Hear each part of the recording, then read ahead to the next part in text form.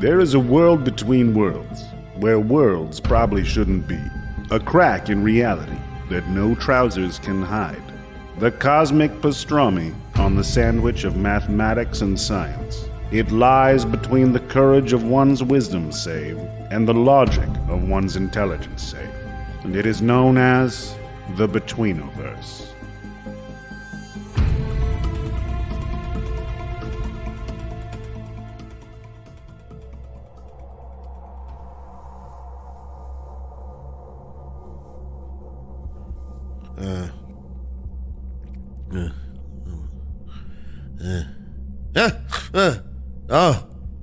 Oh no. I dozed off again. Why does my blood hurt so much? Rusty? Sorry I conked out. I must have screamed myself to sleep. Rusty? R-Dubs? Rusty B. Burrow? Dirk, I can't take any more of this. I've never been wrought with so much pain for so long, without a moment to breathe. I feel broken. Yeah, same here. I'm like fried carnival fudge. Oh no! Rusty, I'm sorry. I let the sweets back into my heart. That part is over, Dirk. I think the necrotic extractors ran out of juice. We literally drained them by causing each other a world of hurt. All night long. Oh, sweet! Maybe Peter's tired of us. Cast us aside like last week's chowder. I doubt that very much. But for now, Dirk, please just do me a favor and be very quiet. I think I may have a plan to get us out of here. I just need to think about it a little bit more. No fooling. Real PLON plan. I knew you could do it, Rustard. You've made me the happiest girl in all the basement. But whatever you do not let on that I am forming a plan. I'll distract him, and you try to slip your nuts. I know you can do it. You're covered in sweat, feces, and melted sugar, and I'm sure one of those will help. Just keep your mouth shut and wait for the signal. Hot damn it! Can do! I'm just so excited. We can finally go home and share a nice hot bubble bath. Remember the good times? Dirk, shut up. I still need to think this through a bit more. Uh-oh. Too late, my man. Here comes the man himself. Just remember what I said, Dirk. You got it. Don't use the whole bottle of suds in the bee bath. Where there's no room for water. A cryptic message to be sure, but I'm sure I'll get to the bottom of it. What have I done to deserve this? Oh, right.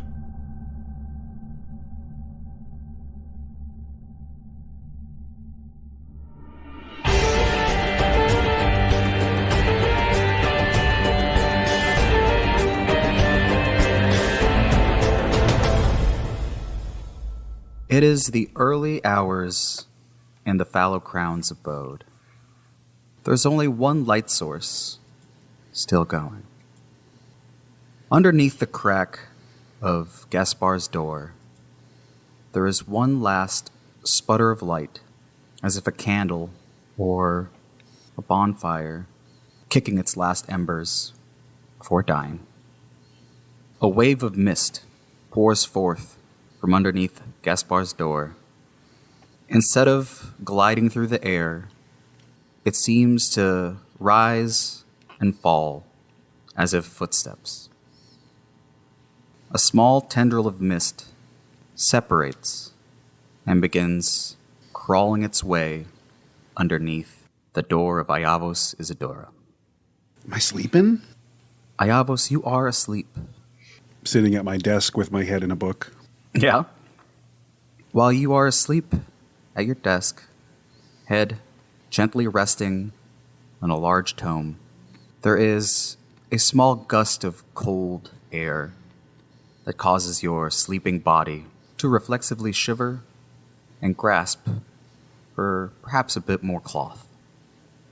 You feel a cold, well, still warm grip of a hand on yours. Blankets.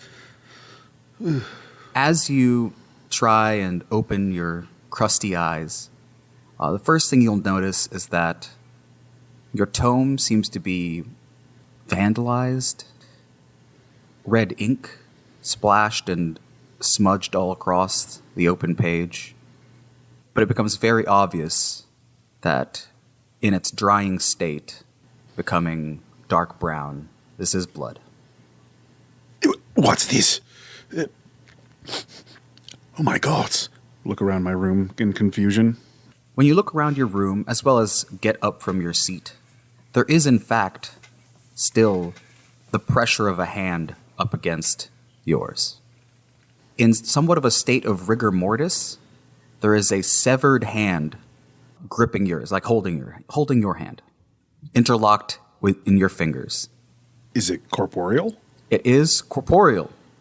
There seems to be a small but very tightly wound piece of string where the wound is. And while there is, a decent amount of blood kind of spreading around your room, doesn't take much to make a mess, it looks like a very clean cut. With a exaggerated, gross! I drop it to the ground. As it flops onto the ground, you're able to notice through a bit of the spread out dried blood a symbol, a head of a snake tattooed on the backhand. Do I recognize this as a member of the battle standard? This tattoo does in fact belong to the battle standard. I'm going to do a kind of muted thaumaturgy just to make kind of a klaxon, an alert for my allies that rings through their rooms. Okay. Can you describe the sound of a muted klaxon for me? Tun, tun, tun, tun, tun, tun, tun, tun, tun, tun. Okay. All right. All right. Hell yeah. Hal, you hear this muted klaxon sound. As you wake, you have a bit of dry mouth. It is uncomfortable. Some would first notice the fibrous nature of it. Some would perhaps notice the musty smell and taste. You are covered in what looks like small strands of hair, and sitting next to you on your bed. Or do you sleep on a hammock? I think Hal, in his old room, he had a hammock. I think he probably just has a futon in his room here. Okay, yeah. Yeah, he hits me as a futon guy or like Yeah. mattress on the floor kind of guy. Yeah, just like a fall asleep on the couch. So he's got like a really nice couch that he uses both as a couch and as a falling asleep surface. As you rise, you knock over something that shouldn't be there because it's not yours. You didn't put it there. It looks like a lamp. It's just a cylindrical form of canvas, a black canvas, and a delicate-looking wire frame. It's up to you how much you want to pay attention to it. But otherwise, there's an alarm being rung by Ayavos. You said my mouth was dry and kind of fibrous, like there's hair in my mouth. There is hair in your mouth, correct? That'll be order of business number one. We'll be getting the hair out of my mouth. Okay. You spit out a good, a good few hay bales. At least it feels like.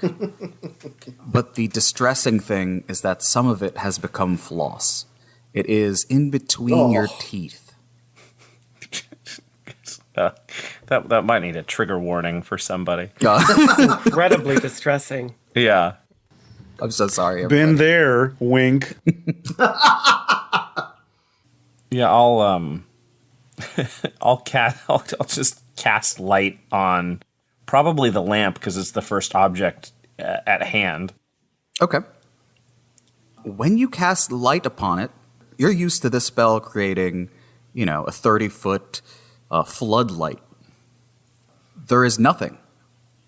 Except you do notice a small beam kind of dancing around your room now. You can see that the canvas is now somewhat rotating, or something seems to be moving inside of it.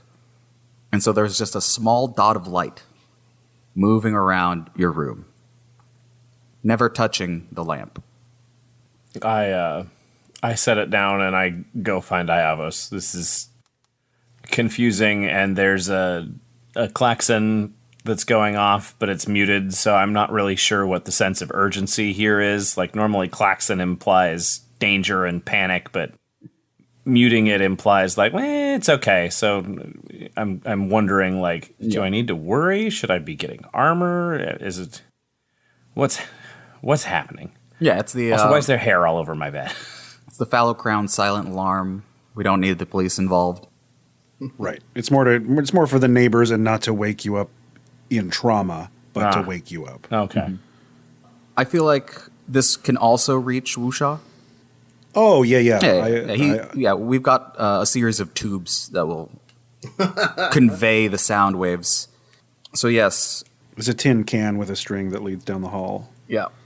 That I klaxon into. So Wuxia, from a tin can, you can hear the muted klaxon. What are you sleeping on? Wuxia sleeps on a bed, like an actual proper bed, maybe for the first time in his life, because he heard it's a nice thing to do. Mm-hmm. He does, however, sleep face down in his pillow, and since he leaks a lot, he essentially waterboards himself to sleep every night. Okay. So, as you push yourself upwards with your hands, breaching your own drool boarding contraption... The tidal zone, we call it. Man puddle. Yeah, your man puddle. There's a bit of stiffness in your back, your shoulders, and maybe your elbows, kind of just that whole upper part. And you can hear a bit of clanking. It's more metallic. You're used to like the sounds of barnacles hitting crab shells back there. Oh, 3 bells! 3 bells means wake up, Wuxia. I'm going to try to push myself up and try to stretch out my stiff upper bod. Okay, you notice that your elbow, your right elbow, is unusually stiff, as if something was like jamming down into the bone. I'm going to look over toward it. You notice that there is an incision somewhere close to your elbow, and it feels like something has been jammed in there. Oh, who's blowing holes in me all? Just gonna unceremoniously shove my finger into it. You can feel cold steel. There's shrapnel in there, but it seems to have like a handle, like it's very grippable. I'm gonna pull it out and look at it. You are able to wrench free what appears to be a key. I'm gonna lean in toward our little tin can and pull it taut and say, Yavos, I got night stabbed. Do you have a mirror? Yeah, I would assume so. Okay, then I would say that you would catch a glimpse that there is multiple incisions in your back and several pieces of metal are sticking out of it. Scratch that. I got night butchered. I'm gonna need help. Coming over. You're coming over. Okay. Pentecost, while this is not your usual waking time, nothing of surprising note can be said about your rising, other than this klaxon. Well, that's strange. What could Iavos possibly need at this hour? I'm going to go check on him. As you open your door, you will feel a small bit of tension, and you can catch a glimpse of light. Just a little reflection, but nothing is stopping you. Is the light coming, like, from under the doorway? It came from about midway through, like, mid-height of the door. So there was tension, and then there was immediately none, and a little flash of light, or a little reflection of light. That is very strange, but Pen is way too sleepy to deal with this today. I'm just going to go through the door. Okay. As you make your way, you run into Wuxia, Hal, and enter Iavos' door. His room, while not being completely filled with blood, seems to have a good amount of drops here and there, and it seems as if Iavos was, moving a bit in his sleep and smudged a bit more of the blood around his work desk. Pointing at a dismembered hand on the floor. I woke up with blood on my book, and a hand in my hand. Yeah, Hal probably steps forward like he needs to heal Iavos, assuming initially that the hand is his, and then realizes, one, that it's the wrong color, I assume, and two, that Iavos has both of his hands, and then Hal just becomes more confused. Busha is going to just pick up the hand and be like, maybe they thought you needed a hand in your research. Yeah, I think it's one of the battle standard. I'd say, pointing to the snake tattoo. Aren't we supposed to hate those guys? I mean, professionally, I suppose, but It's complicated. someone was in my room while I was sleeping, with blood and a hand. Are you all okay? I'm going to toss the hand over to Penn. I got night stabbed. All across me back. Look, can't reach most of it. As the hand flies at Penn, she steps out of the way and just lets it fall. So something strange happened to both of you. Everything seems to be in order in my room. I woke up covered in hair, and there's a weird, canvas lamp in my room that makes a little torch on the wall and has little movie bits inside of it. Where's Gaspar? He's usually awake at this hour. I was about to ask if you were okay. As you are taking inventory of yourselves, and as Pentecost just allowed the hand to plop onto the floor, you now notice a small black folded piece of paper next to Iavos' door, as if it was slipped underneath. And as you think of Gaspar, you look over and his door, very unusually, is slightly ajar. There's a lot going on right now. I need to think. I need to calm down. First things first, collect the note. Second thing, medically examine Wushaw to make sure he's okay. Third, check on Gaspar. 1, 2, 3, 1, 2, 3, 1, 2, 3. I say as I walk over and pick up the note. The note says, in Gaspar's handwriting, I am going to kill again. I cannot stop myself. And so, I hope that you can stop me. As I read it, I just read it out loud for everyone to hear. Isn't killing part of the job? Why do we want to stop him? Not this kind of killing. At least, not part of the League. Right, I assume he means another hit from his patron, like in Kinuant. Or something else of a similar nature. But the fact that he's asking us to stop him is the most concerning. Something must be very wrong. But could these be clues from Gaspar? Something outside of his waking mind to leave us hints as to what to do?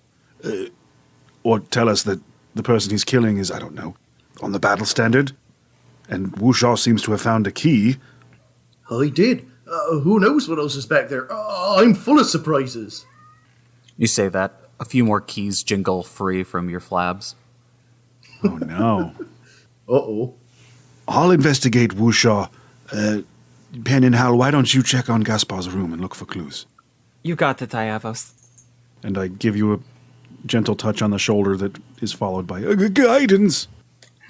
Iavos, as you clear a bit of room to help investigate Wushaw, you do notice there is one more parchment in this room that does not belong to you. My writing senses are tingling. Can you make me an Arcana check? Oh, you know it. My 8th level Arcana bonus is bananas.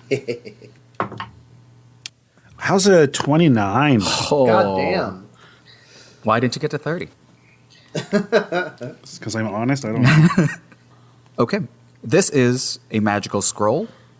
You are able to find out exactly what spell was on this, despite it already being expended. This is a scroll of regeneration. Regeneration? Okay. So, took the hand and then replaced it. Perhaps. The whole time I have, Wushaw just standing there, dripping water and waiting to check on him, but I'm like, ooh, what's this? Shkat Yavos. A spent scroll. A very powerful clerical scroll, if I'm not mistaken. What'd they spend it on? A spell that rejuvenates a lost limb, I say, looking at your peg leg. Oh, that sounds mighty convenient. Maybe that's an extra hand that you got? Can it grow a hand on something? The spell scroll is spent. I just found the remnant magic on it to identify what it was. That makes sense. Now hold still, and I'm going to start digging around in his back crevasses. Ow! Ooh, me tenders! Can I get I'm going to say either a wisdom medicine check or a dexterity sleight of hand from Mayavos? Wisdom medicine, baby. And I'll even use my Alexa brand healing kit and give myself advantage. From, not advantage, but guidance. That's a 19 on the dice. That's my medicine bonus. It's not as high as my Arcana, but it's that's a +8, so 27. Okay. Well, given enough time, you're confident that you have taken about 13 keys out of Wusha, and you are confident that none of them entered his body and is now currently sloshing around somewhere hidden. Wow. You have a lot of keys in you, Wusha. Like one big lock? Did you eat a janitor recently? Not recently. A very good answer for me. Just a janitor fish. I'm going to take a spool of armature wire out of my drawer and make a temporary ring for all of these keys. All right. Back onto the other party. As you head towards Gaspar's room, once again, it is unusually left open. When you open the door, you can see that in the center of the room is a large wooden bowl that seems to have a concoction within it. There is a magical ring next to Gaspar's bed. Like a runic circle, or like a jewelry ring that's enchanted? Yes, a runic circle. A large ring of what appears to be wheat, blood, and honey, about the size of a hula hoop. But otherwise, Gaspar's room seems to be, neat, tidy. His alchemical lab is not out at the moment. Pin, I think this is an Iavos investigation question, not a hell investigation question. What about you? That seems very prudent. Iavos, there's a runic circle in here. It's magic. It's magic shit. Coming. I've just been busy fishing a lot of keys out of Wusha's torso. I say, walking in and handing a heavy ring of keys to Halifon. Yep, this is a lot of keys. Looking at the scene. Aha. I frequently sense magic coming from Gaspar's room. It seems he's a bit of a ritualist himself. Identifying it. Looking down. Tasting the incense, the stuff in the bowl. Mm-hmm. This screams either summoning or contacting to me. But I can't be certain. I would say that, in your collaboration with Gaspar, you do know that it is somewhat of a form of both of those magics. To divine and communicate with the being he is in servitude to. Right. This isn't so much a ring to pull something through, or a channel to speak to someone with. This is like a flare that you would light to pull someone's attention to yourself. Bring them to you. So otherwise, with your insight, it confirms some of your concerns about him having to kill for his patron once more. Well, evidence concludes that it's most likely he is in fact doing work for his patron, and not a new, unknown benefactor. This looks like it was very recent. But what do the clues indicate? I found a scroll of regeneration in my room, spent, which makes me think of the severed hand. Wusha has keys in his body, and Hal, you said you woke up with a lamp? Yeah, something like that. And there's hair in your teeth. Yeah. Did I? Yeah. There's more around my room. I kind of brushed that off to see what the fuss was about, but it does feel like that might warrant investigating. I think I got it. I've unraveled the whole thing. We need to hand someone a hairy safe to give them a bright idea. What about the keys? That's the lock bit, the safe. Right? And then they'll know where the murder is? My idea needs shaping. Hal, can you make me an intelligence history check, please? That depends on the DC of the check, but odds are no. Can you attempt one for me? That I can do, certainly. 5. Okay. Iavos' head swimming. Looks to the clues that they've collected. Looks to Wusha having just explained his take, and then looks to Hal. And then back to Wusha. Says, this is going to be very difficult. Hal goes into his room and turns the lights on. Like the actual lights. Bring that lamp in here. I want to investigate Hal's hairy lamp. Yeah. The light spell is still enchanted onto it, but the canvas does not illuminate. It does appear that there is some movement within this cylinder. But even with the rest of the lights on, you can still see one bead of light dancing around the room.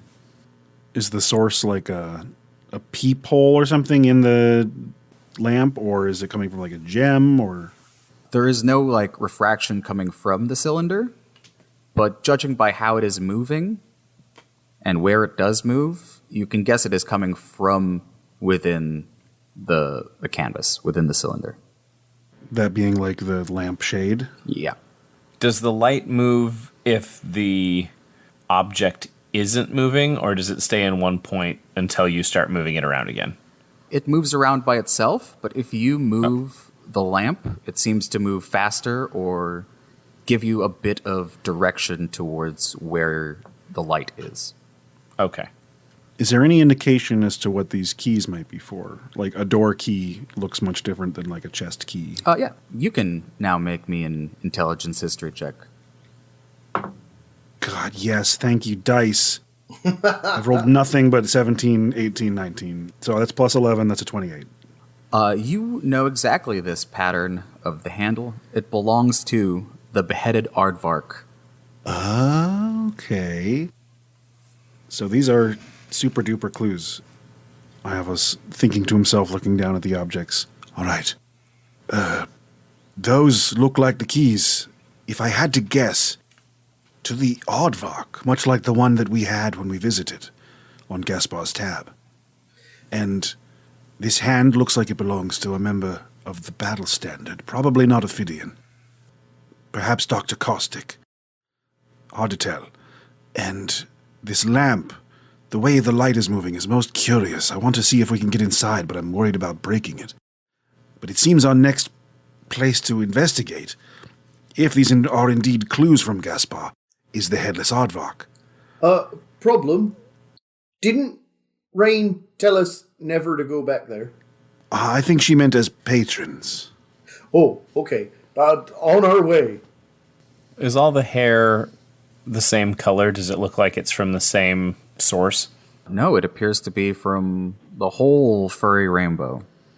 I have no answers for where all this hair is from. Should I break the lamp open? I'm not sure. As you say that, I think Gaspar would say yes. That is true. We should think like Gaspar.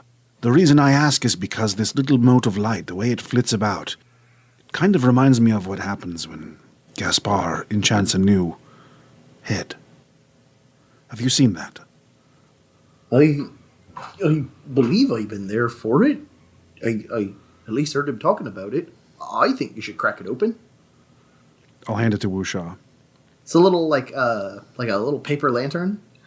Yeah, except it's like made out of black canvas. Oh, okay. Wusha's gonna rip it in half. Okay. When you rip into the canvas, light begins to pour out of it, what you would expect to be produced from the light spell. Looking at the center of this wire frame, there is a small prism. The tip of it seems to be emitting or directing some of the light. But now that the canvas has been ripped, it is like a hooded lantern, just pouring out light. Ooh. I'm going to look real close inside, sort of reach my finger in there and see if I can feel anything fun. The prism seems to be suspended by magic. Sweet. I'm going to do the number one thing I think Gaspar would ask Wusha to do in this very moment. And I'm going to lick the prism. Okay. There's a slight little tingle of electricity from the arcana that has enchanted this thing. But otherwise, nothing notable about its taste. Wusha's going to turn back to Iavos and hand him the corpse of the lantern. Does it appear like the light continues to attempt to point in the same direction? Nope, it seems to be in a random pattern. Okay. Ooh, wait a minute. Because you said that, can I get a wisdom survival from Panikos? Ooh, absolutely you can. 18. Okay. Now, as long as I'm understanding a bit of your character correctly, when you watch how the light moves, and in fact, you've been feeling it a little bit while people have been investigating this magical item, there's something about your predatory instincts that are being tickled by the movement. It seems to move in a teasing manner, or what would be an escape pattern for a fox to an eagle, right? So it's not necessarily completely random, because it never really backtracks, but it does kind of wind left and right, snaking. Interesting. I will relay that to my party members. So there's a brain behind the light. A primitive mind, perhaps. What do you think it means?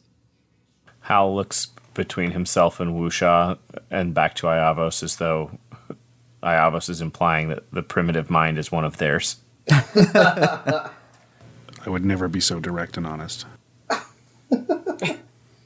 Well, perhaps we'll figure out what it means as we press on, but considering Gaspar is a professional and someone's life is on the line, I think time is of the essence. If everyone's fine staying awake and possibly changing out of their PJs, we should head to the Headless Aardvark with some haste. I'm ready when you are. I think I look just fine right now. Me too. I'm ready to go. With everybody all suited up, you make your way to the Headless Aardvark. Jep Brody is there, and directs his attention to you, Wusha. We've had a room under your name for quite a while. Nice of you to finally show up. Oh. How much do I owe? You prepaid. You're all good. I did? Yeah, it's good for another 2 months. I see. Do I have a key? I turn to Iavos. Can I see those keys? Well, I think we should turn them back over to the owner of the establishment. All right. I think that's a great idea. Do you recognize any of these keys? What were spending time in my back? You feel a vacuum suck in the keys into the whirlwind that is Jep Brody. They are one by one undone from the ring, and then finally one spits back out, smacks you on the chest. Oh. That one is your key. I won't ask how you got the rest of them. Couldn't answer if we wanted to. And with Iavos tucked away in his satchel, he'll have the prism wrapped up in a cloth and the hand. Your room awaits, Wusha. Oi. I'm going to peel the key off my chest. Does it have a number on it? It has a symbol on the handle of the key. This appears to be that of a chimeric creature with an equine top half and a piscine bottom half. I'm off to find the fish horse. Holding the key out in front of me like a child and a prized treasure, I'm going to start trotting around the section of the Headless Aardvark that has the rooms and trying to find this little symbol. Yep. It is easy enough for you to do so. As you open the door, you hear the clattering of a few coins being tipped over, previously stacked neatly up against the door. On the walls, you can see portraits, maps, pinned with red thread, and more importantly, a rogues gallery, the exhibit of which is the inner workings of Gaspar's mind and his next assassination.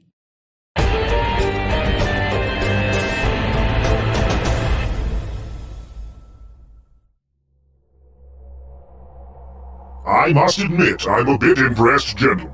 It takes a strong will to outlast the Extractor's arcane battery. Piece of cake.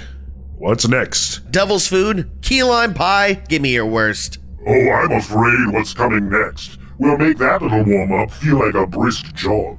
Oh God, exercise? Just kill me now. Shut up. One night of suffering isn't enough.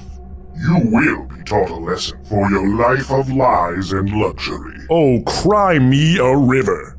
Excuse me? That's how you tip the scales? Torture a couple of face men whose salary is a drop in the media empire bucket for a program that owns an entire satellite? You're too scared to even help yourself. If you want to hurt me, then hurt me. Stop playing these games and put your fists where your money is. What am I gonna do, dodge? I'm trussed up like a pork loin.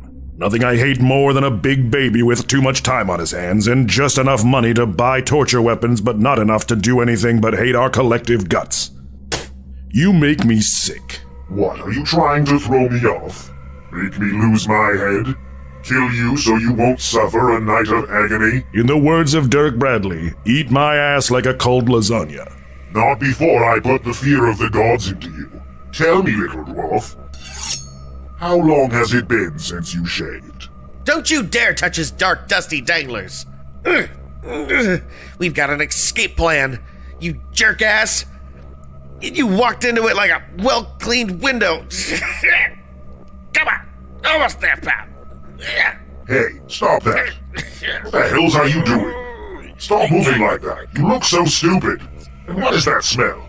I think I'm going to be sick. Are you leaking? Get off of me, you filthy dwarf! That was the distraction. I knew Dirk couldn't keep his yap shut and would cause a scene, just long enough for me to get enough swing to get my legs on you. Brilliant! I really fell for it. Now tell me, tough guy, you gonna let us go or am I gonna pop your masked head like a grape? I never skip leg day. I said get off of me! What the hell's... How is he so strong? Wait. That's it. Holy ham water! He flicked you off like a stabby suck bug. I didn't think there was a man alive who could overpower your thunder thighs. That is no man.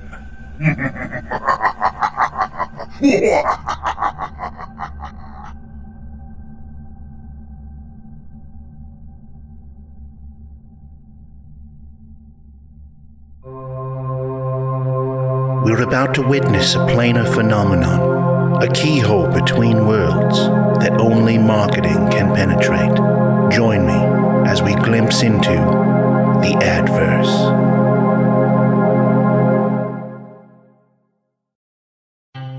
Hey there, I'm Dana Ebert, TTRPG author and game designer, and most recently, the co-founder and creative director of TPK Brewing Co. We're a majority queer, women of color-owned craft brewery coming to Portland, Oregon in 2023.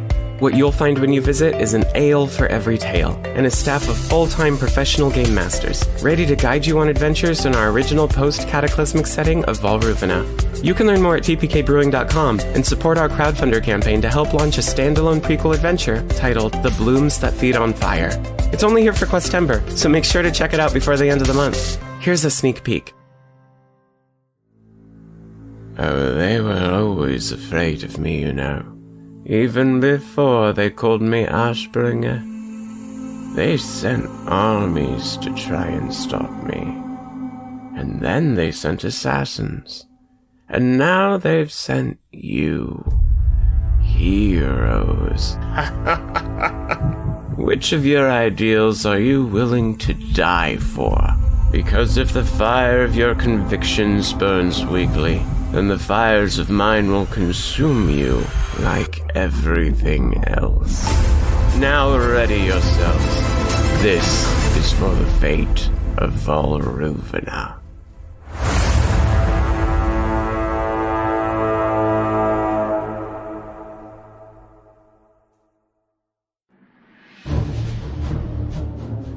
Hey, all you cuties. I'm not feeling great, so I'm going to keep this one a little bit short. Womp womp.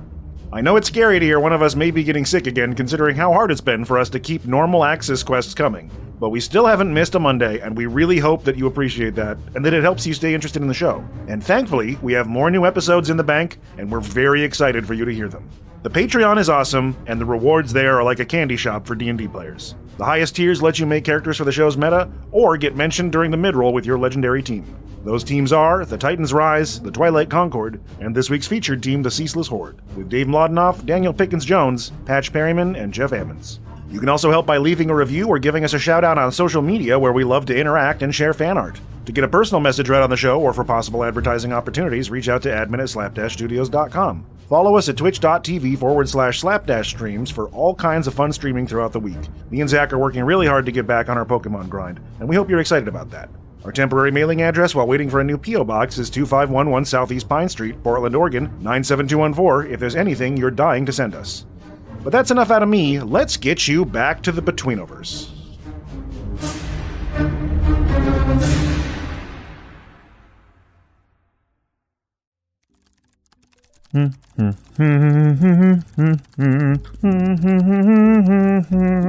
You know, I'm a little thirsty. I could go for something cold and fizzy. Oh, well.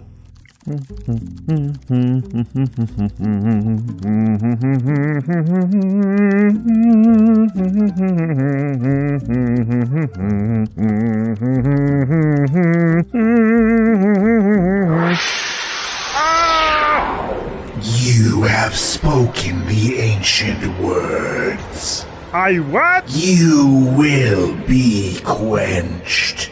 No, thank you? This pact is sealed. Oh no! My soul! Ah! My sense of self! Oh! My concept of truth! They're all getting squeezed and yanked like a raw Pasquetti noodle! Grape. That's sort of decent. Ah! Quench your thirst and curiosity and experience the magic of Archfago. Consume the consequences.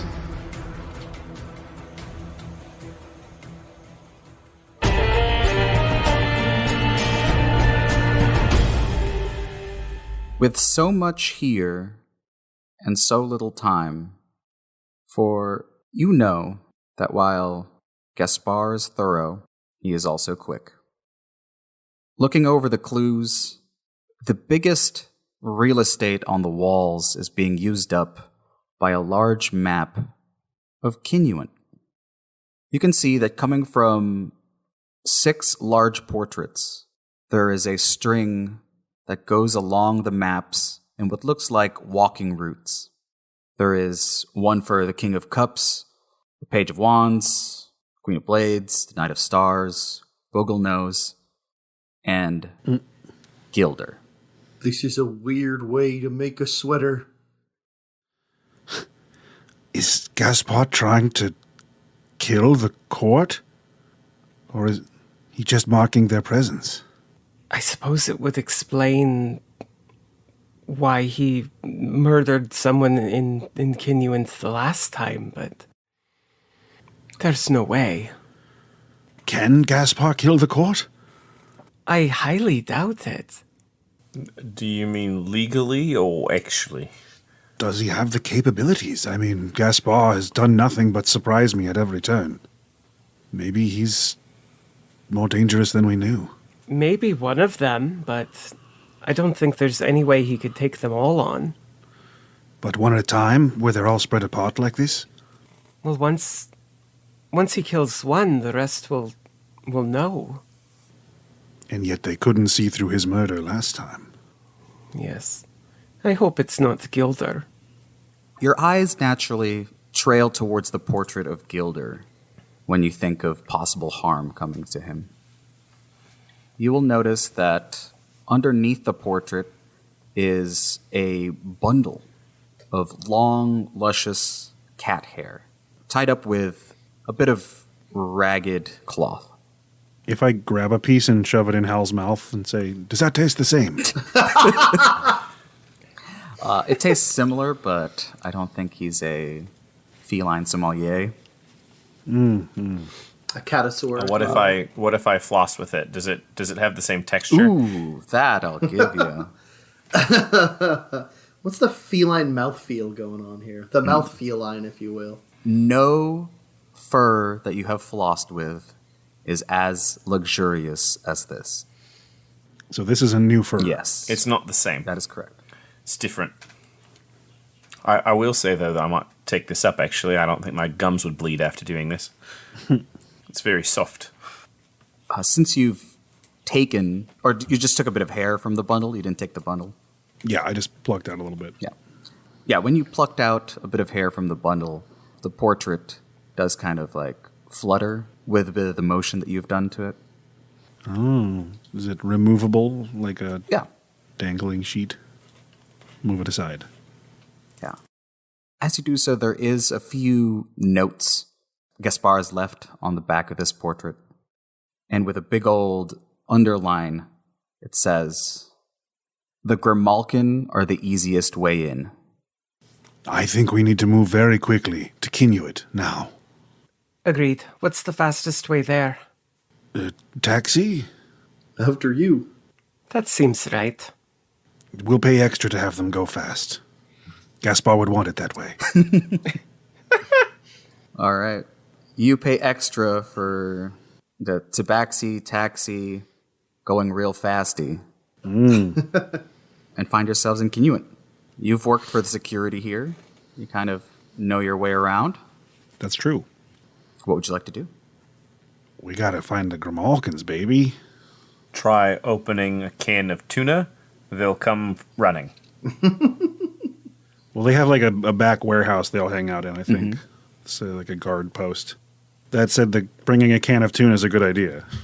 Yeah, so you head over to the back warehouse. Yeah, let's head over to the kitty house. The cat house, yeah. All right. The cafe? The cafe. cafe. God damn. Oh, they are. They're cafe. I like it. Yeah. You just come around the side of the building. You can see a few of them posted up on overturned crates, smoking and drinking coffee.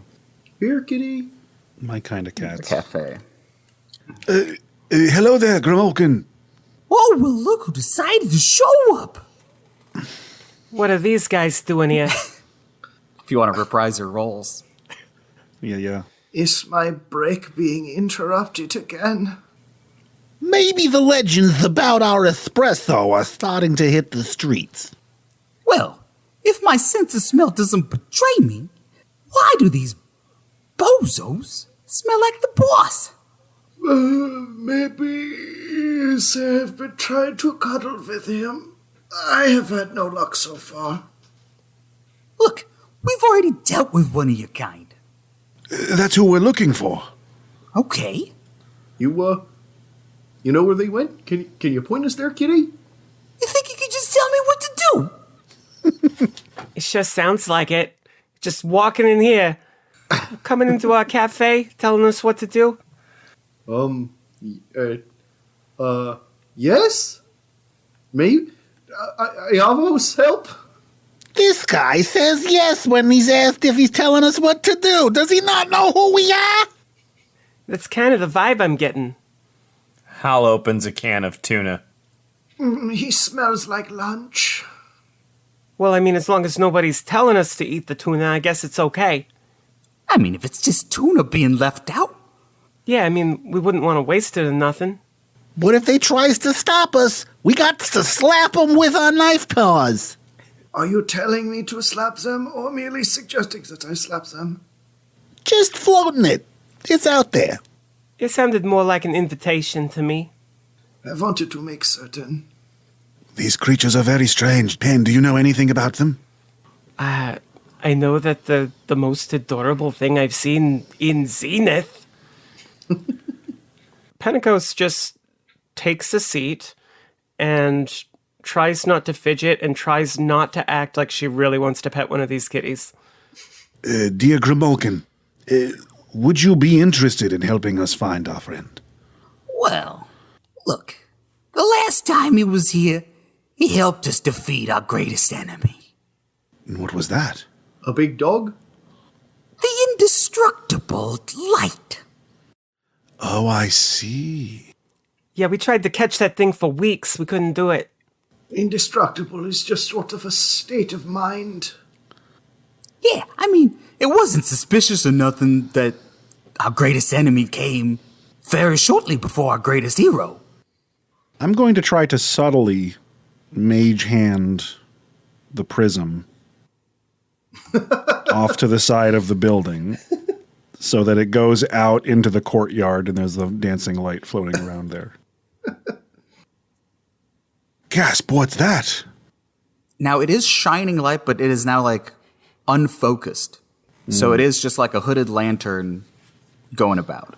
Oh, I need a distraction. Wooshaw, distract the cats. I'm gonna run toward the cats and try to pet them. You think you could just touch our fur like that? What are you doing? You don't just go doing that.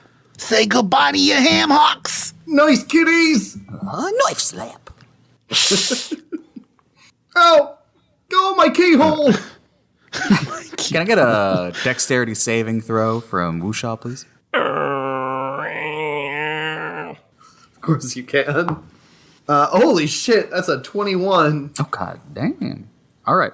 You'll be taking 6 points of slashing damage. Oh! Depends on how long the distraction needs to last, but I would say it's every turn you're taking 6 damage. Sweet. I only need a little while Wooshaw's getting Grimalkined. It's alright, you've got like 11 turns. You're good. Gotcha, okay. I'm just going to put the two pieces back together and cast Mending All right. for the ripped in half lantern. Okay. I mean, that is a lot of moments. Ow! I mean, if Wooshaw's willing to take it. Yeah. But you are able to mend it back together? And then I just launch it out into the courtyard so it will be flickering and dancing about just to the outside of their cat fae. All right. You can watch one Grimalkin kind of rise up. Was it Hankles? What's the thing that stands up? The hackles. Hackles. Yeah. I very much like Hankles. That's the sixth Grimalkin. Yeah, I was gonna say I was assuming that was one of the Grimalkin's names. I'm Hankle. Hankles, the Grimalkin, stands up with hackles up as well. And as soon as others follow their line of sight, you just hear from the back, Grimalkins, to war! And it soon becomes chaos in the courtyard. So, quick point of order here, real quick. It takes a minute to cast Mending, yeah? Mm-hmm. Yep. I guess so. Sick. Wooshaw has 8 hit points left. Perfect. I wouldn't want it any other way. You got Grim Maul, kid. Mauled? Mm-hmm. Did. And let that be a lesson to you. Your torture is abruptly ended as they launch off of you and towards the courtyard. Oh, sure won't forget that anytime soon. I'm torn up like Fancy Feast here. The moment they're gone, though, I want to usher the group to make a dash for beyond their gatehouse. When you make your way towards the door, you hear the formation. They're trying to sneak in while we're fighting! Oh no! I think we'd better run. Agreed. We can put aside our anger for the moment. We have to do our duty. And the wave of Grimalkins comes chasing after you. Oh, God. Can I try to cast something to cover our escape? Yes. Can I hit the ground with my hands and my pickaxe and cast Spike Growth behind us to create a wave of extremely difficult terrain and also some little spiky pricks to get these little spiky pricks back? Yeah. you definitely can. I'm shocked you didn't go with water. Coral is really sharp and it's all over the place in water. And I need to get a little bit of like pierce back toward them. My skin demands revenge. You can see that as the spike growth is erupting, immediately these Grimalkin leap over to a wall, a post, and they start scurrying up. And it appears that in this back warehouse, they have a lot of other avenues to get to you. Shit, run! Is there a door we're trying to get through? There are several doors, but you can see that there is a designated grooming corner, and there's a door next to it. Does not look like it's been opened, today, but it is covered in cat hair. We're trying to think like Gaspar right now, where we're looking for the path he probably took. Yeah. Otherwise, there is a long hallway that seems to have a multitude of other small storerooms. There is a ventilation system up near the ceiling that is largely sized. I'm not gonna lie, Gaspar's good at this. We're bad at this. I like the similarities between grooming door and how we saw Hal earlier. It did seem like the first thing that caught our eye. Yeah. We do not want to get Grimalkined. We got to get out of here. Let's groom it up. So you wade through the sea of hair and escape through that doorway. This door apparently leads to a space between walls. You can see the frames of them to the left and to the right. It almost seems like a cave system, just how the pathways are growing wider and narrower at different distances. It seems to branch off into the distance. Or you could just climb straight up and see what else lies for you there. Yavos, can I see the hand? I hand it right over. I bit Gaspar climbed. I bet you're right. This might help, though. You know what a dowsing rod is? I do. I'm going to extend out the pointer finger and the pinky finger and try to close the rest of them up. And hold the hand out forward and try to douse for crime. Lead us, hand! Show us where to go! The hand does nothing. I didn't expect it to. If the opportunity to climb arises, that definitely seems like the path Gaspar would take. Are the Grimalkins still coming, or will we be able to lock the door? You can hear the scratching and slamming up against the door. You have closed it. Whoosh, can you cast that spike growth with the coral again? You got it. That's where you're pointing, yeah? Yeah, at the door. Sweet. I'll slap the ground behind us and make the floor ripple into more of the thorny coral. I thought you were going to cast it at the wall so we could climb up it. I thought that too for a moment. Angelo, Yes. now that Whoosh has given me a creature that I can target with this spell, can I cast Protection from Evil and Good and designate Fae on the coral? Okay. There are plant creatures. I will allow this combo spell. This barricade from good and evil. That's very clever. Well, I couldn't cast it on the door because the door isn't a creature, but coral is a creature. Yeah. So We'll spend our Halloween ghoulie points on it. They're like glory Yeah. points, but we have to go woo when we spend them. The scratching and slamming stops, and all you can hear is a muffled cacophony of hisses from the other side. This coral's telling us who to attack. that ought to buy us a little bit of time. We should get climbing. Agreed. Is it a pretty sheer wall, like fairly difficult for your average schmuck to climb? No, you can see you have all the framework. There's arches of stone in some places. There's lumber going in a Gotcha. crisscross pattern. I'm still going to use Misty Step to help me get up there. Yeah, I was going to say maybe Penny can help Iavos and Hal can help Whoosh. That sounds like a good plan. Wusha is built for climbing the rigging. He should be okay. That's Wusha true. is very good at climbing the rigging. I'll just take care of myself so no one gets weighed down. Hey, Wusha, Hey, I bet I can get to the top with Iavos before you do. Wusha leaving trails of blood everywhere he's going. you're on, Pen. So I assume we're going to have like a climbing tug of war over Iavos. Yep. Okay, hold the phone. Not because of the tug of war. I was just dropping intentionally 3d8 to heal Wusha with a 3rd level cure wounds. Oh, thank and I God, rolled thank 886. So I'm gonna Holy take it. shit. You like that? How much am I getting back total? 26 hit points. Thank fucking Christ. And also you.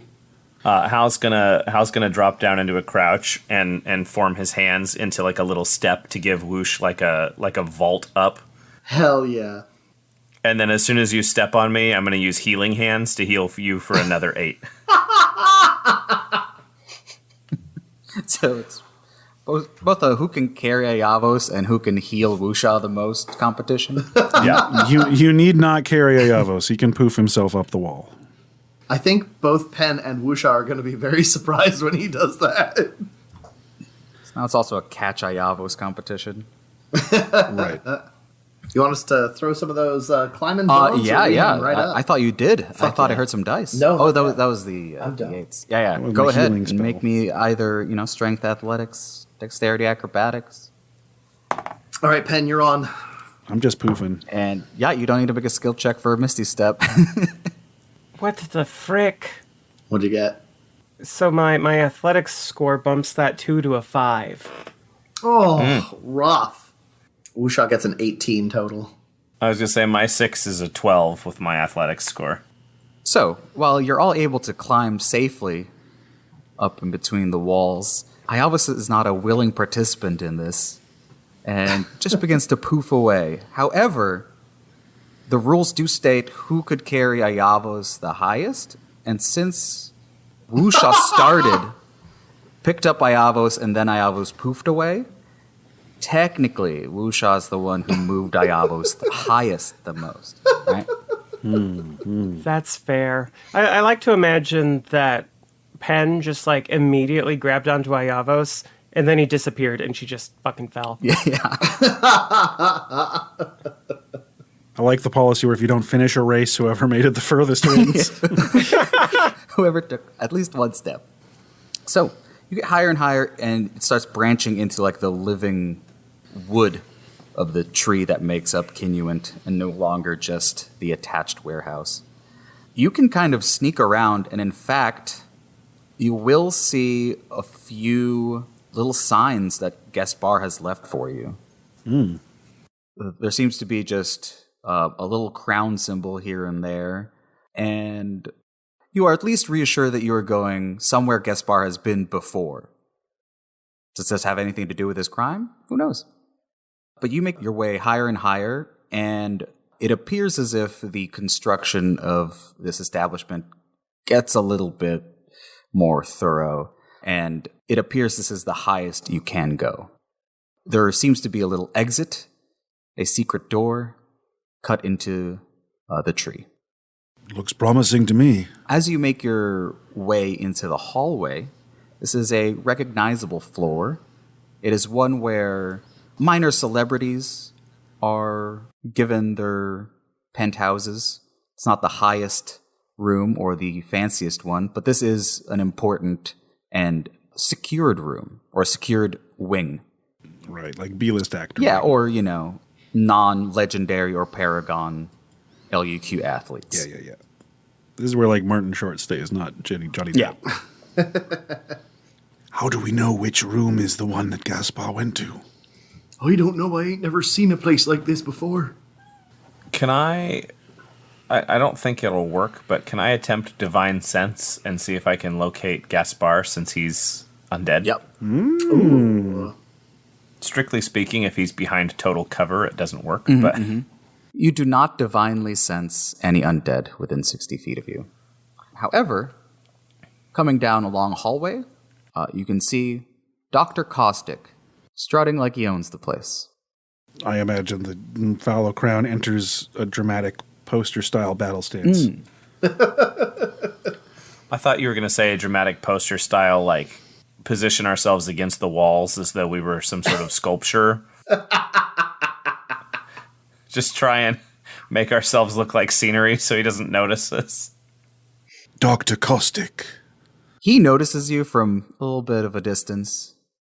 He kind of looks around, see if anybody's there, anybody else in the hallway. Just goes, "Oh, hey, what's up, guys? Where'd you put our friend? Hey, we're on vacation. Let's not worry about that right now." Oh, sorry. Let me shift tones. Where'd you put our friend? We haven't done anything to, well, which friend of yours? Good. I'm gonna look around at the rest of the fallow crown that's here and look back at him. Gasper, the one that's missing! Oh, well, if your friend's missing, we haven't heard any news about that. Look, I assure you, we're on vacation. Nothing, there's no plots being made. We're just trying to relax, so keep us out of your trouble. Isn't it weird to go on vacation to the same place you got your asses kicked? Look, it was a fun time before we got our asses kicked. And there's no bad blood. That was a sanctioned quest. It was just our jobs. Of course. I'm kind of investigating and looking down at his hand. Like the one that he has on his body. Mm-hmm. Nothing seems to be wrong with it. The tattoo matches exactly. Then how do you explain this? Oh, what? I told you to keep me out of this. What are you looking around body parts for? This was left in my bedroom. Oi, someone did a mean hand job. You're all sick. Wow. Okay. He takes a look at it and goes, "That does seem familiar. Know it like the back of my hand. That's my hand." There it is. What?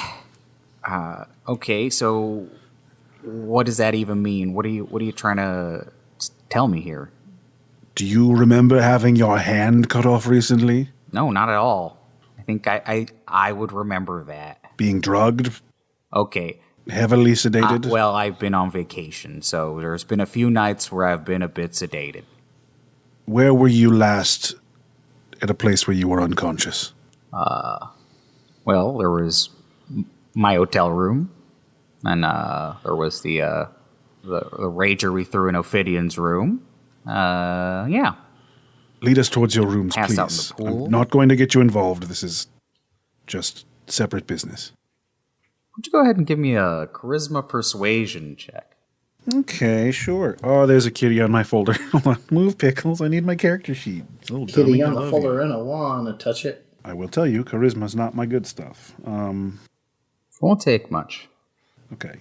Persuasione. I rolled a 12, therefore my total is 12. Okay. All right. Sooner I can get back to vacation. And so he heads on over, takes you to his room, and you can see that he kind of waves his hand over a small section of the door, and it opens up. Right? So it seems to be a bit of a mess from last night, has not been cleaned yet, but the little notification on the door is still there that it needs to be cleaned. Any signs that look like Gaspar might have left us a clue? You can definitely make me a wisdom perception or intelligence investigation. I'll try to help out with that. I'll just guidance you then. All right. You're probably better at... I'll do my perception. Are you just giving me guidance? Because I was going to help you out and give you advantage on the roll. Whatever way's easiest, I'm sure my number's higher. Yeah, go ahead. I'll just give you advantage. Okay, then I'll guidance myself. Hell yeah. 19 on the dice, plus 3, plus 4. That is a 26. It appears as if no trace of Gaspar was left behind here. It seems like all the clues led us here. The keys, the Gromolkan tidbits, and then this hand. Apparently we could have waved it and gotten ourselves into this room. Oh, yeah, well, we rented out the whole wing, so anybody in the battle standard can open a few of these doors. Aha! then we have much to do. I guess in an effort to solve this crime quickly, I'm going to just start waving his hand in front of doors. Can he just run down the hall with his hands outstretched to either side, just unlocking every door that he runs past? Right, like high-fiving the doors as I go by. Someone can play a moving musical piece on a piano as he does. All right. You start waving your hand across the hallway. It opens up. You know, there's a keg room. There's a wine room. There's, a pool room, a game room. Yeah. Wow, they have a keg room and a wine room. Fuck yes. And then finally, you open up another shared room between the battle standard. You open up this door, and a nice plume of smoke wafts from it. A large, luxurious cigar room, and in the corner appears to be a somewhat inebriated Ophidian ash pool. He still has the last few breaths of a cigar dying on his fingertips, but he himself is already unconscious. Wusha is going to fold his arms over and look over. No, I don't like that guy. And then you hear a little whimper from the other corner of the room. Turn and look. Whip my head around. Yeah, I'm on full defensive alert. Yeah. You can see tied up and put into somewhat of a compromising position. In fact, the only person that will recognize this creature is Halifon. It's Scott from the AAA. And he's tied up. He is tied up in a compromising position.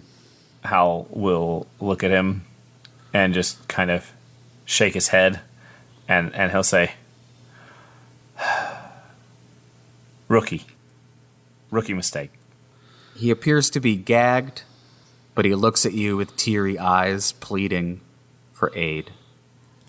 Yeah, well, I'll come over and I'll cut him. As you start walking towards him, there is a chill in the air, and incorporeal, walking through the smoke, is Gaspar, dragging along Ophidian's whip.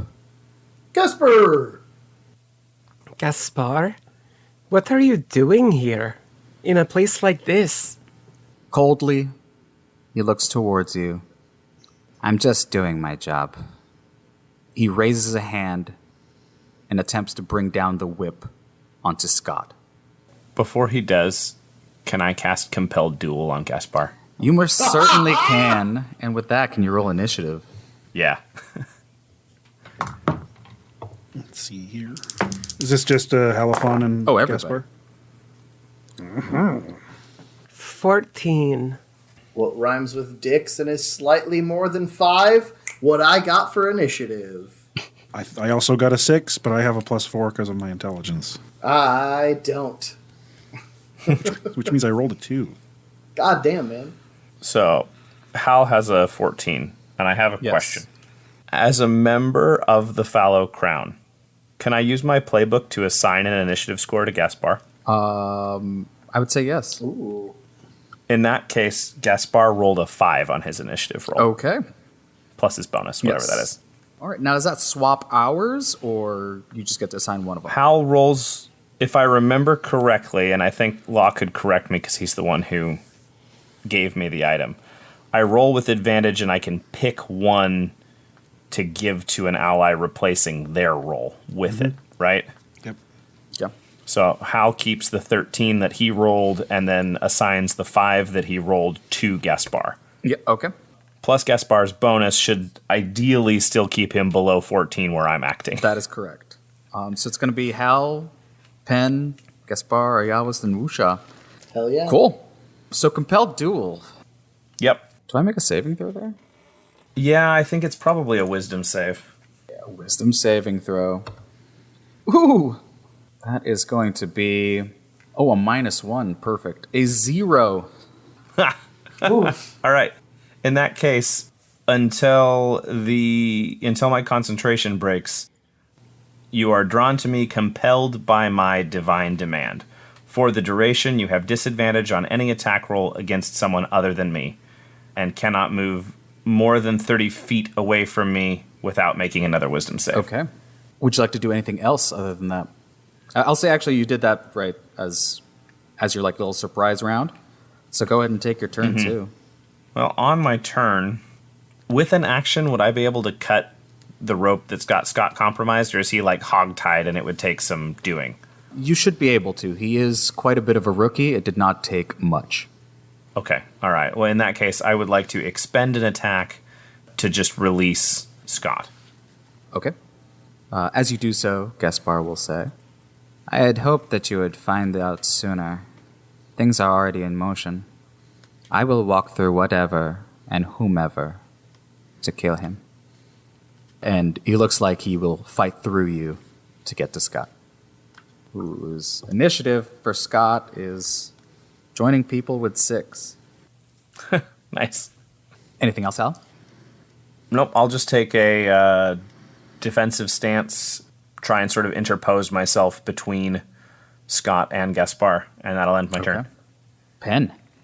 Is anyone else in the room entering this combat besides the Fallow Crown, Gaspar, and kind of Scott? Dr. Caustic is out in the hallway. He'll join next round. Okay. How's Scott doing? What's his reaction? Terrified.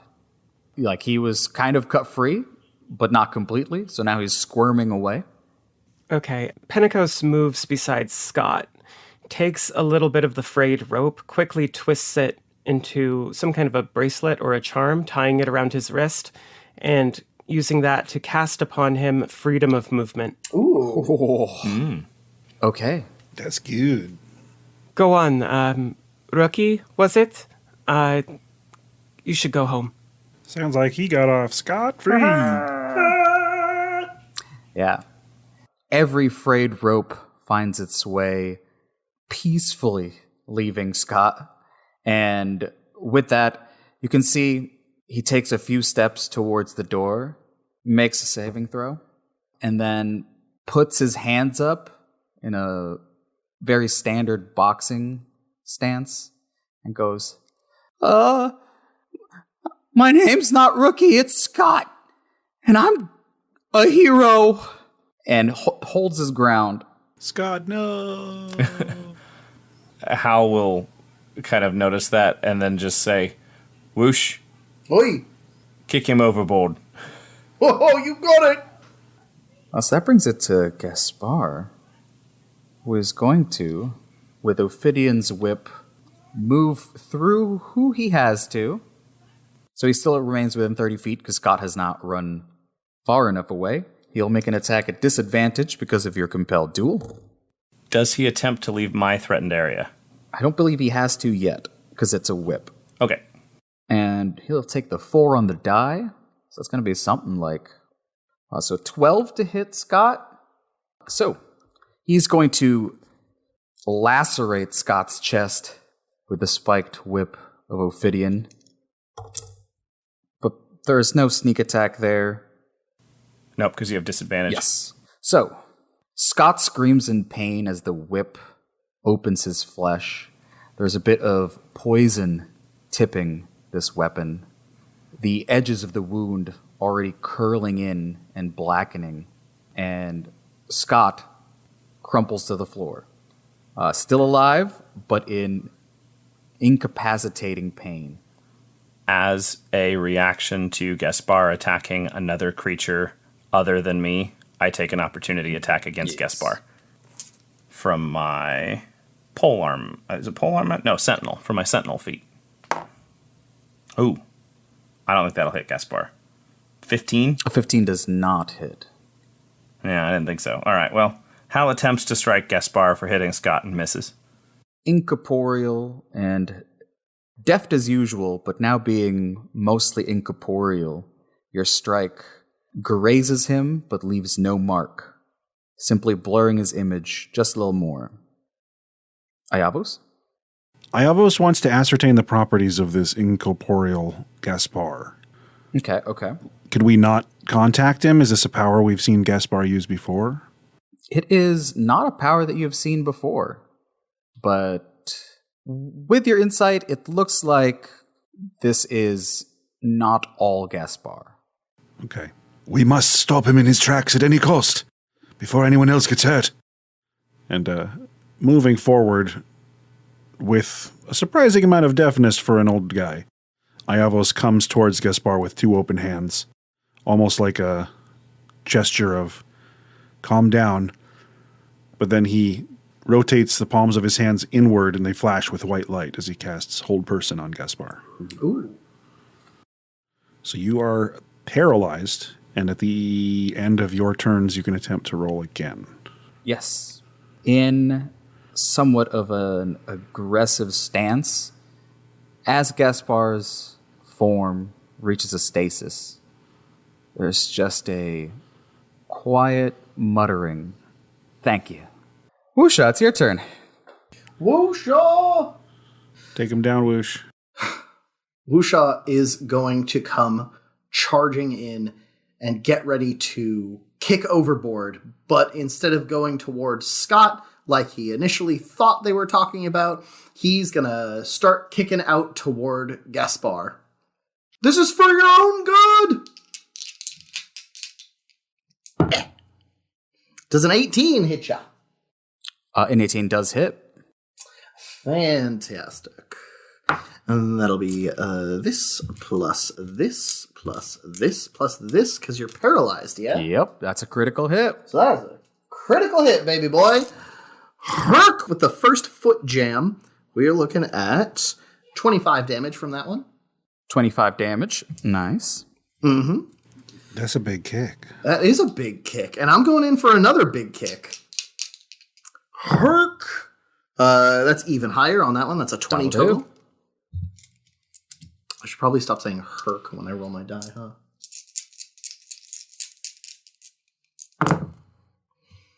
We are looking at 8 plus 7 is 15 plus 5 is 20 plus 4 is 24 damage. Okay.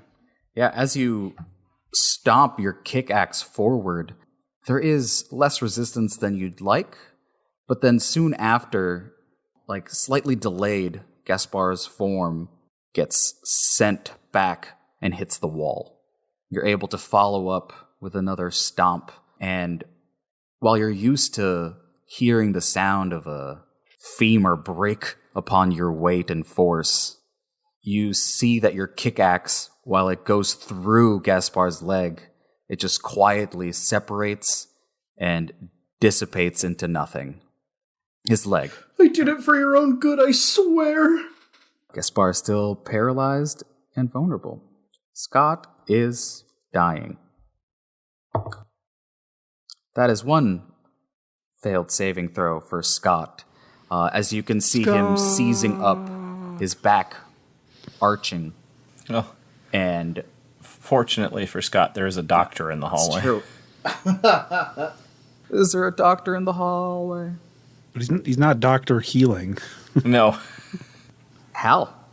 Whoosh has kicked Gaspar over to the thing, so Hal is going to turn around and sort of grab Scott by the scruff of the neck, haul him to his feet, and use 10 points of lay on hands, 5 of which is to restore 5 hit points to him, and the other 5 of which is to neutralize 1 poison currently affecting him.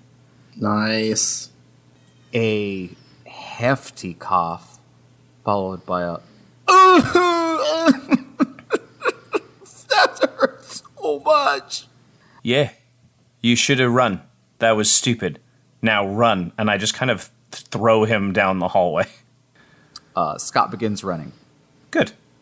Hal interposes himself in the doorway so that if Gaspar attempts to exit the room via the door, he will have to go through Hal. All right. That ends my turn. Pen? Pin, I've felt your smite before. Go finish off our fine, foggy friend. You want me to finish off Gaspar? It won't be the first time. But I'm going to trust you, Hal. And I am going to attack Gaspar. Can you non-lethal a smite? Yes. As long as it's melee. Yep. I assume with Iavos, their worst case scenario, we can, spare the dying and recover him later. I mean, keep in mind, this is a crit. Yeah. So Gaspar looks up at you, still affected by the magic of Iavos, missing a full leg. I'm going to smite him. Do I need to roll to hit? You have advantage on the roll. If you hit, it's an automatic critical. Rolling with advantage. Dirty 20. That's gonna hit. Ooh. Okay. You clean up that dirty 20. I'm ready to heal. I hope so. 29 points. Damn. Green fire bursts from Zillos as Pentecost bears down on Gaspar, dealing him 29 points of damage with an Eldritch Smite. Does he yet stand? Gaspar does not. I assume I heard little hints of non-lethal on this.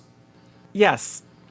Pen definitely kind of pulls back at the last second when she sees Gaspar go down. So, with Zelos traveling through Gaspar's form, the eldritch energy burning off the fog that makes up his body, there is a moment you can see that if you continued your stroke, you could cut not only his body, but also his soul. And in that moment, you stop. Yes, I stop. Once again, with a slight delay, Gaspar's body reacts to the force, being launched in the opposite direction. This time, he falls to the floor unconscious. And you can watch as, bit by bit, more and more of the mist and fog dissipate away. Slowly, his appendages fade into near invisible shade. The rest of him is fading away as well. That was a specter. Not true Gaspar at all. Are you sure? Is Gaspar gonna be alright? I'm not sure what I saw. Is this what the end of all the clues were supposed to be? Halifon, who was that young man? Oh, that was Scott. He's with the Adventuring Academy. He's the director's I don't know, intern, gopher. He's kind of the gopher, actually. He's basically a nobody. Why would Gaspar... I'm like rubbing my head with frustration and confusion. Why would Gaspar have a hit on such a low-ranking no one? I don't know, but there's not really any reason to keep him alive, so maybe that... I'm just going to sit down next to Ophidion's unconscious body. Almost reflexively, you can see Ophidion's hand reach out to pass you the cigar.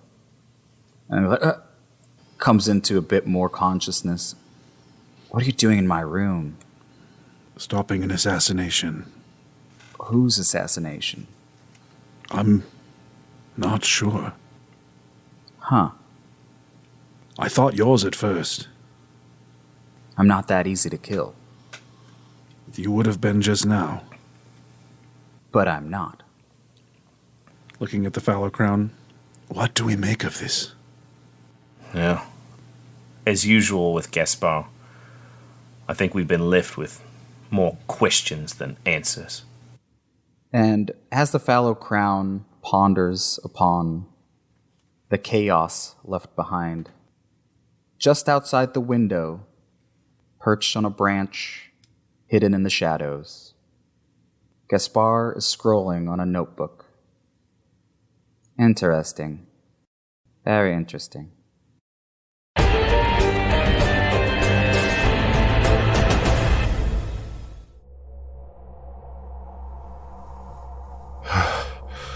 Sorry for the cloak and dagger, Dirk. I really thought that would work. You can clean my mirror any day. What now, though? Now you two get gutted and we have an intestine measuring contest while you watch and slowly bleed out. That is, until I get the healing wand. A gut contest? I didn't study. This charade ends here. You must be joking. Is he? I don't get it. The morning twilight can and will the most in yourself to be of a catered blood dream. Really? Slam poetry? That's the ace up your sleeve? Well, if it's a rap battle you want, I'm ready. Well, my name is Derek, and I'm here to say... Wait, God, I messed it up already. Can I start over? Dirk, just say whatever comes to your mind. No filter. I mean it. No filter? Anything? Even like medicated cherry-flavored bandages you put on babies so you can lick them better? Or horseback riding on a surfboard between two horses and my arms are full of rescue kittens? What the hells are you up to? Ow! Now you stop that! It's over, Peter. We know who you are. We do? I know who you are. I wasn't sure at first, but who else would know not only the route that I take home, but the fact that Dirk follows me every night? Detective Moist William, Wet Willie to his friends. Ow! And who else would be mad at me and Dirk for being the head anchors of EXPN? Who has the revenue to put this silly game together? And more importantly, who's made of metal from head to foot? I used to have this growth on my foot that every time I poked it with a needle, it was absolute agony. Turns out it was one of my toes. Hey, this no filter thing's great. Should I see a doctor? Stop talking, you idiot! That's right. When I tried to thigh choke you, I felt what you really are. Peter. P-T-R. Or should I say, Page Theta Rho. I met him once. I think it was at a key party or sex buffet. He's exposing now, but he is and can't most of the present for home-broken valleys of fear. Stop this nonsense right now! I can't take any more of this gibberish! What's gotten into Peter? You think you know a guy? He's a creation of order, Dirk. He can't handle illogical strings of words. It's more than he can focus on. Brilliant! Gummy combs, radiation ballet, top shelf peppermint butt trophy. No! Now cut us down, you big metal crybaby. And you better pick up the check. Worst date of my life. Oh no. If I go down, I'm taking you with me. I've had this contingency installed since before this world was even dreamed of. Say goodnight, gentlemen. I'm going to collapse a small star right on our heads. Ha ha ha. It's been fun, Zenith. Wait. What the? Uh-oh. Couple centuries old, eh? Should have got the warranty. Well, fuck my ass. But hey, you can't miss the ball if you don't at least swing at it. What do you say I cut you down and we all forget this ever happened, and I see you next week on set? Whatever you say, Paige. You really taught us a lesson. Yes, sir, a lesson. And then we call the satellite fuzz? Oh, yeah. I knew our love would prevail. Dirk, turn your filter back on now. Whatever you say, pal. Wink. Huh?